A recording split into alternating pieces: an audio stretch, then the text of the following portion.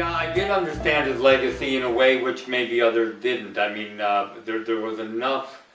I mean, there were volumes of things written about Max Aitken to show him to be a reprobate and a scoundrel, and a person who was unjust and arrogant and mean-spirited. I mean, all that had been fed us for a long time, and it was fed to us by a lot of people who had dealings with them in Britain and some in Upper Canada.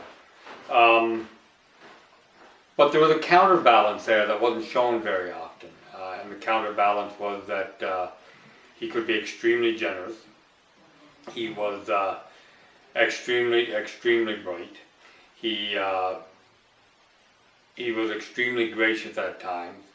He was also a fundamental part of the British War Cabinet in the Second World War. I mean, Churchill needed him exceedingly well. He also owned and operated the greatest newspaper in the world by 1922. Started his own newspaper when he was 9. Was a financier, and a very good one by the age of 30, was a millionaire. So there was a lot that was in a counterbalance to all the descriptions of him being a scoundrel. And I thought to myself that if I ever did a book on him, that I wouldn't hide the warts, but I would show him in that counterbalance, with as fair a perspective as I could. But I never thought I'd ever write a book on him.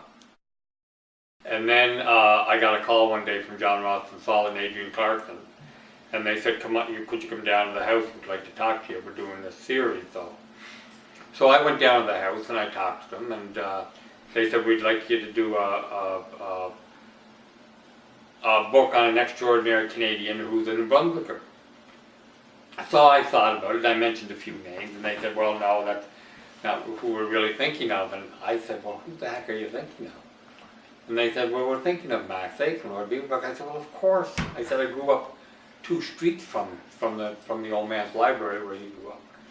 I said, "You know, I will do it." I said, "I will do it, and I'll try to be as fair as possible, and that's all I can do." And they said, "Sure," and so I went and did it. And you know, so that's what I did in the book and in the play. I mean, I try to show the man in all his complexity and all his sometimes greatness and all his sometimes foibles, and try to be as fair as I can be.